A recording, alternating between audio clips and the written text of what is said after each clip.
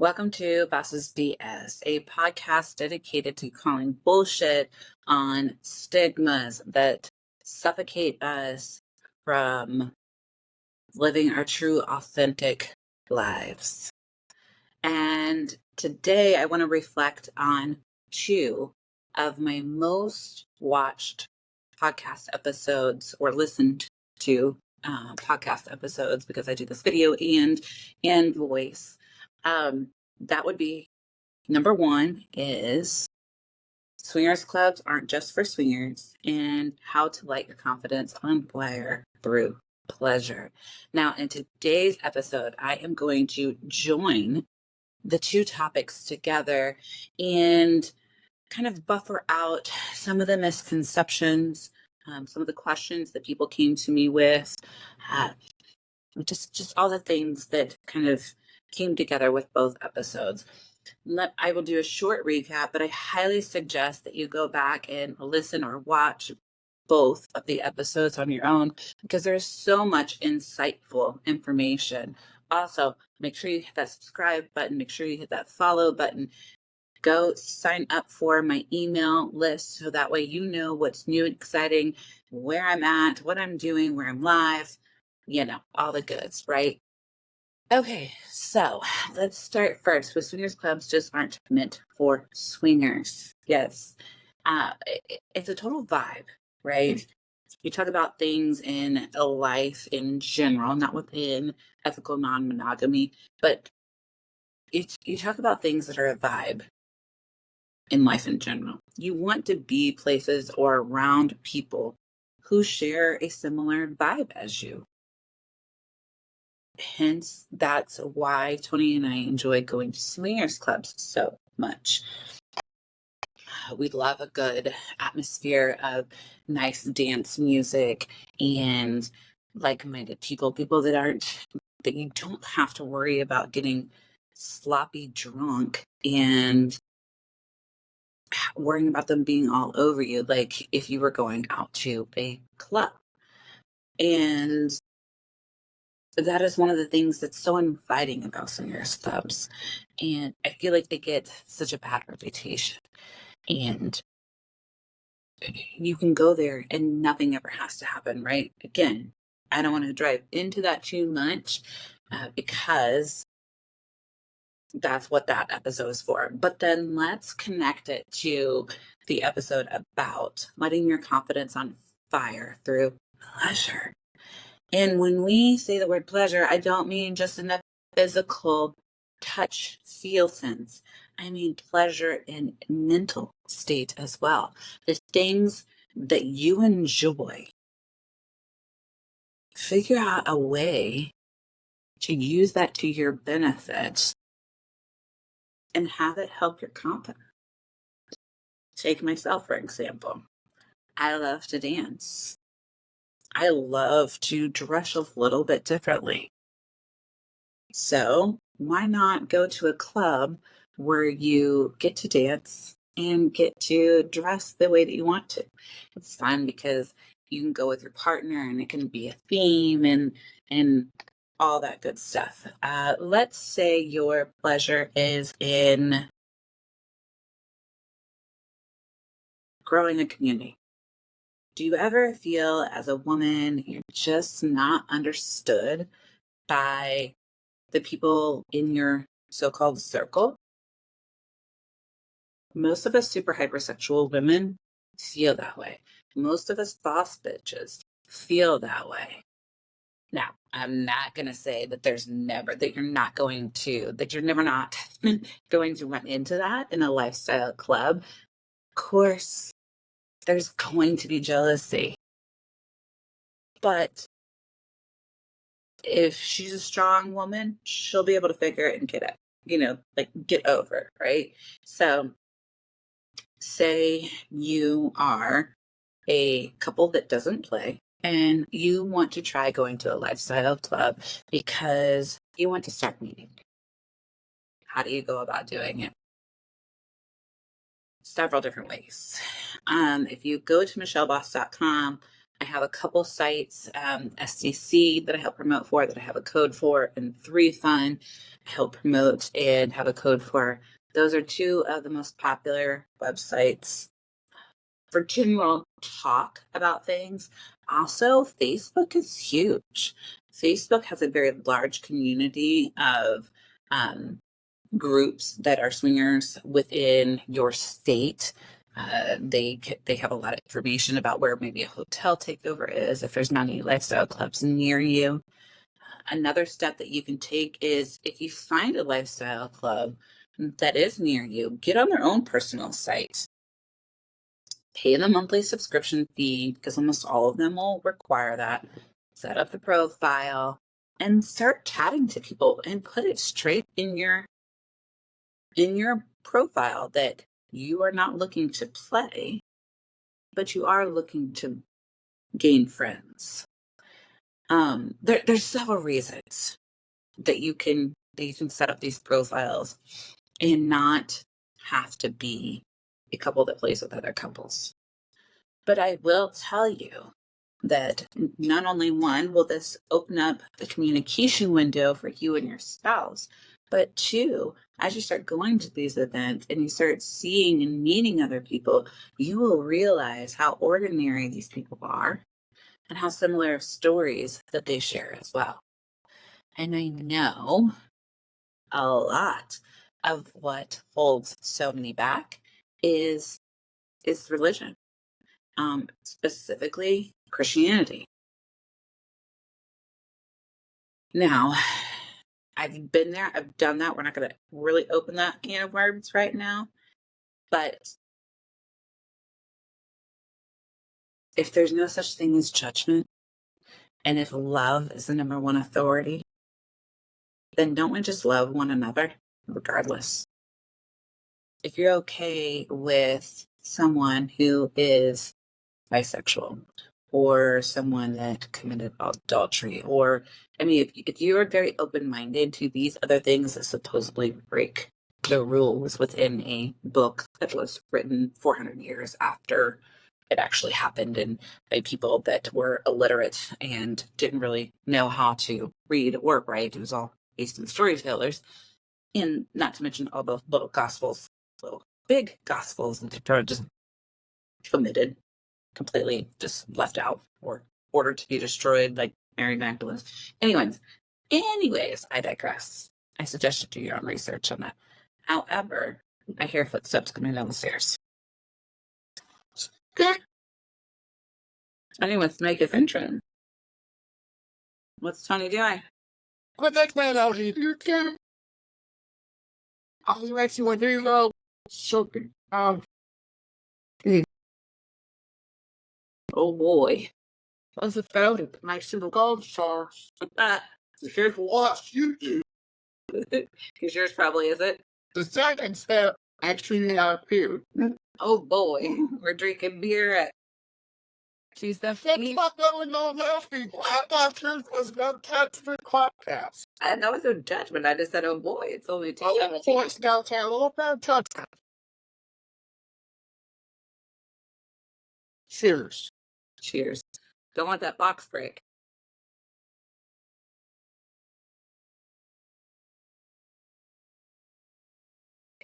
All right. Of course. Tony came in and I lost my train of thought there. So let me go back to what was I saying? Oh.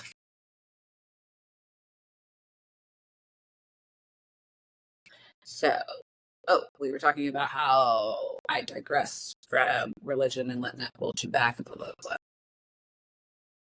Loving yourself and living to your full potential is what it's all about anyway. We are here for such a short blip of time that living not to your fullest is not doing you any favors. It's how we start to move and shift the curses of all the years before us, right? You've heard about generational curses. You've heard about things that continue to happen in families over time and over the years. Just it's like it flows through the bloodlines, right? Well, until you decide to start living more authentically, more truthfully to yourself, can you decide to start breaking those chains? And it's whatever makes you happy. No one's here telling you that you have to start having sex with someone else outside of your marriage or even lust after them, right? 'Cause lust is another one of those sins. And I think getting on social media is such damaging when it's one of my biggest marketing things.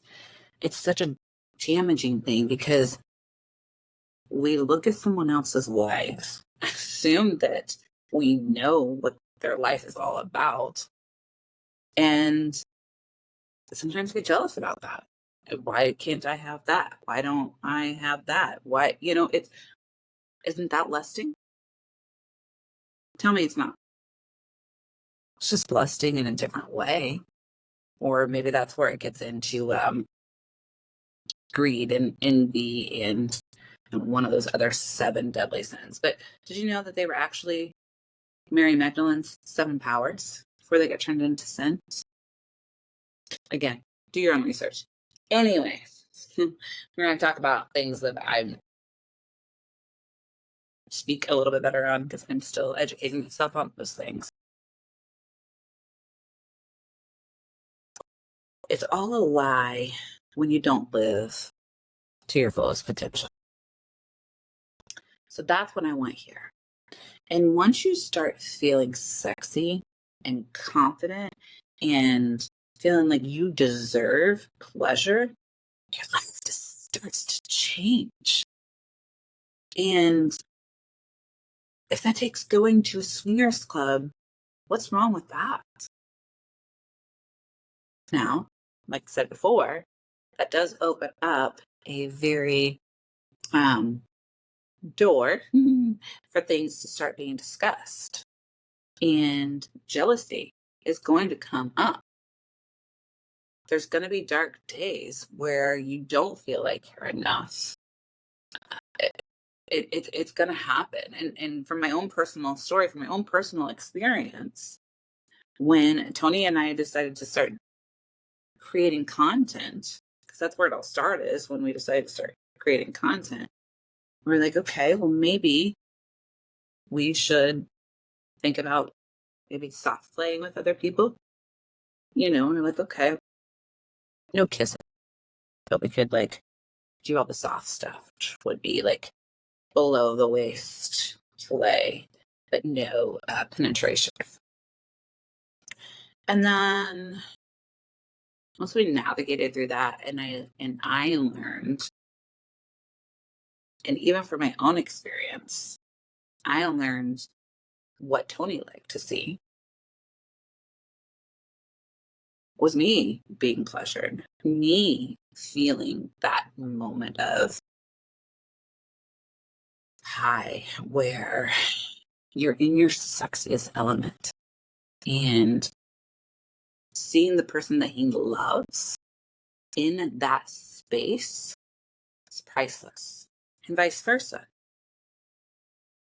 When I could see him in that space, whether it's him with someone else or not, when I could see him with someone, or in that headspace where he feels good and I know that he's thinking about me, and talk about a real confidence boost, right? Like evolving that and realizing that when he's with another woman, it may feel good physically, but mentally, he's with me. And it's such a game. Like, even just thinking about it right now, it's such a game in your head. It just comes back to how mental power has a stronghold on every area of our life, including the physical of sex. When I masturbate, I think about him almost always now. Before, before we opened up our marriage, it was always girl on girl porn. And then we evolved through so many different spaces. It then became about his pleasure, was my pleasure, and vice versa.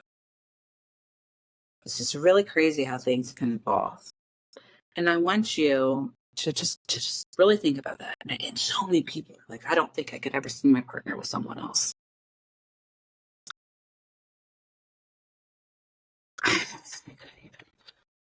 I never thought I could either, especially because my dad was unfaithful to my mother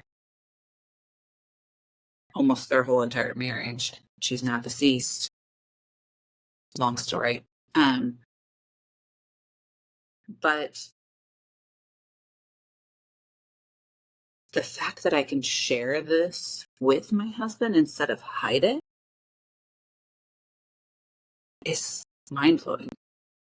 It's like we could actually be adults and we can talk about things that turn us on physically, but mentally, the strength that it provides for us within our marriage. I know it seems so asinine, but it's true. It takes down it takes away the shame. Do you know how many men are in my DMs because they, one, want anal play, or two, have a thing, somewhat bisexual? It's actually been a new thing that a lot of people have been wanting to do things to Tony with me, men specifically. I'm like, okay, there's a lot more of this going on in the world than we care to shed light on. But a man being bisexual is not as socially acceptable as a woman being bisexual. Double standards all across the board in every area. It is what it is. But my point here is let's learn to live authentically through ourselves, for ourselves, so we can light our confidence on fire. We all need to be confident. 2 days ago, I wasn't. I was a ball of tears. I did not think I was a good mom. For a whole slew of reasons. Actually, let's dive into this a little bit. Maybe we should. If I should dive it, no, I shouldn't. Anyways, but gaining the confidence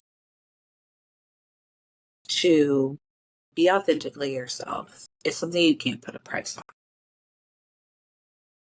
When you look at yourself, are you happy with the life that you're living? Or do you feel like you could do? Because I guarantee 90% more of us say that we could do more. But what's holding you back?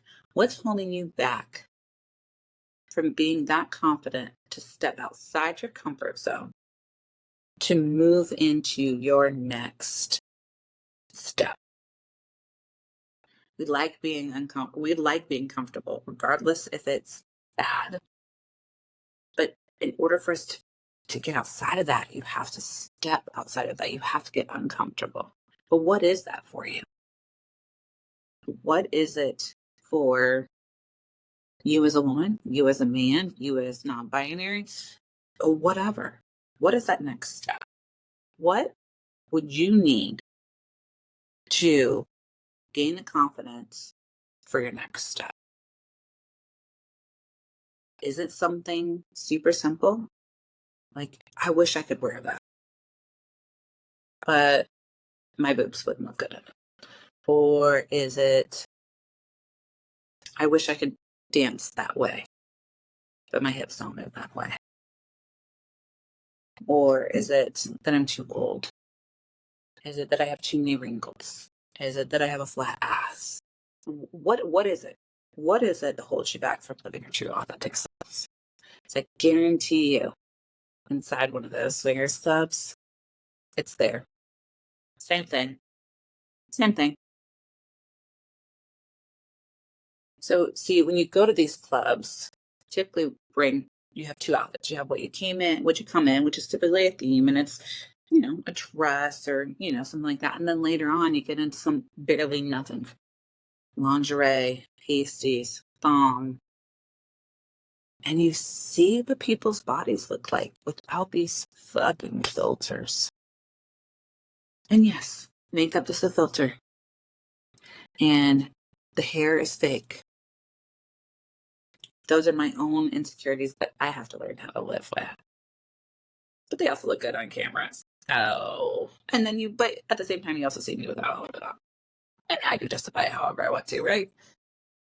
Anyways, the point is, I highly suggest that take a step in a direction to lighting your confidence on fire. There's some type of pleasure. I can almost guarantee that pleasure is inside us fingers. We're not talking physical pleasure, we're talking about mental pleasure. Now, obviously, if you want to, the physical pleasure can be there too. There's plenty of rooms for it. That's for another episode. Bye, y'all. Thanks for listening. Don't forget to hit that subscribe button, follow button, download button, all the buttons. You know what to do. Bye, loves.